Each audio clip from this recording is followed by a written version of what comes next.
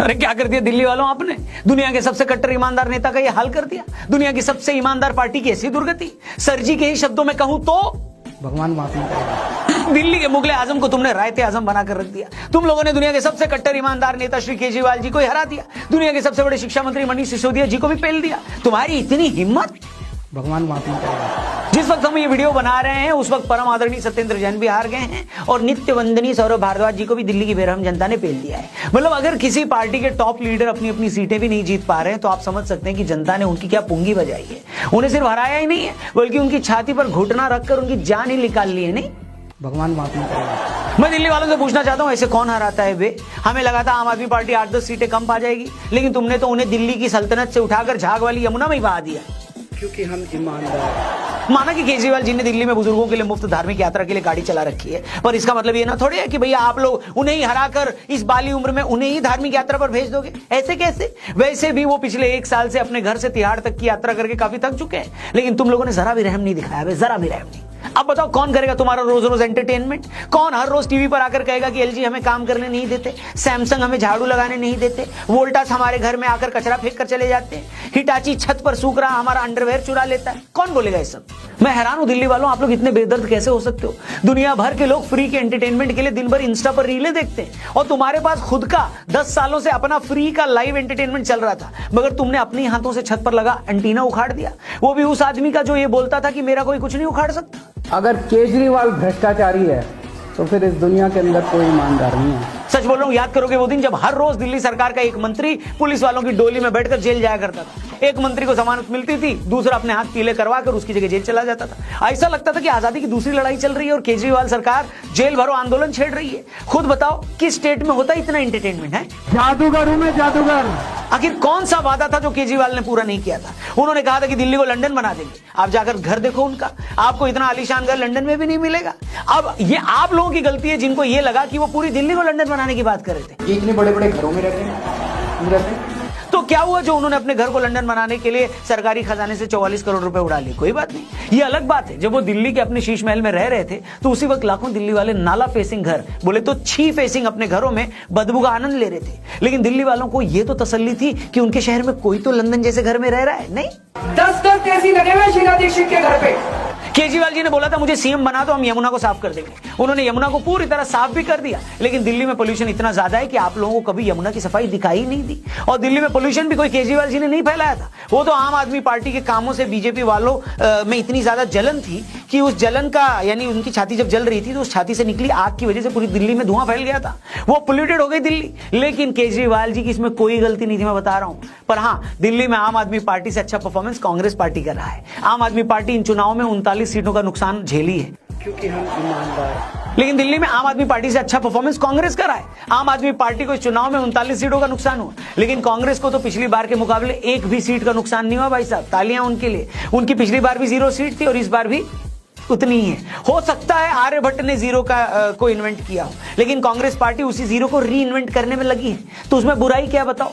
ये राहुल जी की अलग तरह की राजनीति हो सकती है। हो सकता है इस बार वो आलू की जगह 0 से सोना निकालने वाली कोई मशीन बनाने की ट्राई कर रहे हो। नहीं, मैं उसको भूल गया था। दोस्तों ये तो हो गया हंसी मजाक, लेकिन अब मेन मुद्दे पर आते हैं। आखिर दिल्ली के इन चुनावी नतीजों के मायने क्या हैं? कौन से वो 4 टेकअवेज हैं जो इस रिजल्ट से हम ले सकते हैं? लेकिन इससे पहले कि उन कारणों पर हम आए, आप जरा डिस्क्रिप्शन में जाएं। हमारे यहाँ अन्नदान को महादान कहा गया है, इसलिए भोलेनाथ के भक्तों के लिए महाशिवरात्रि पर जो अन्नदान होगा ईशा फाउंडेशन के आश्रम में, उसके लिए आपने लास्ट टाइम भी कंट्रीब्यूट किया था, डोनेट किया था। इस बार भी मौका है हम सबके पास, आइए मिलकर उन्हें सपोर्ट करें। लिंक डिस्क्रिप्शन और पिन कमेंट में दिया है। अपने दोस्तों से भी इस लिंक को जरूर शेयर करिएगा और महादेव के भक्तों के लिए अन्नदान में जरूर कंट्रीब्यूट करिएगा, डोनेट करिएगा। आगे बढ़ते हैं।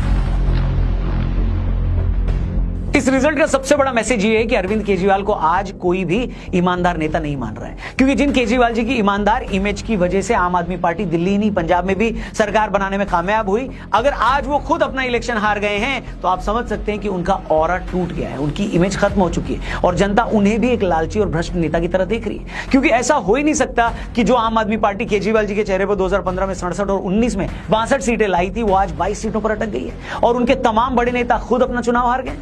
इसका सीधा मतलब यह है कि लोगों को भी लगता है कि केजरीवाल जी की पार्टी भी बाकी पार्टियों की तरह है। पिछले 4 सालों में शराब नीति को लेकर केजरीवाल और पूरी आम आदमी पार्टी पर जो इल्जाम लग रहे हैं, लोगों ने काफी हद तक उन आरोपों को ठीक भी माना है। केजरीवाल इस बात का भी जवाब नहीं दे पाए कि 10 सालों बाद भी यमुना गंदी क्यों है। वो इस बात को भी क्लियर नहीं कर पाए कि आज पंजाब में भी उनकी सरकार है, तो क्या वजह है कि आज भी पंजाब से पराली का धुआं दिल्ली आ रहा है। इसके अलावा उन्होंने अपने मकान के रेनोवेशन पर 44 करोड़ रुपए खर्च किए। इस खर्च की बात तो खुद दिल्ली सरकार भी मानती है। तो इन सारे इल्जामों ने उन्हें भी बाकी पार्टियों की तरह एक और पार्टी बना दिया, जो करप्शन भी कर सकती है, जो अपनी शान और शौकत पर पैसा भी खर्च कर सकती है, जिसके नेता अपने फायदे के लिए सरकारी पॉलिसियां भी बदल सकते हैं।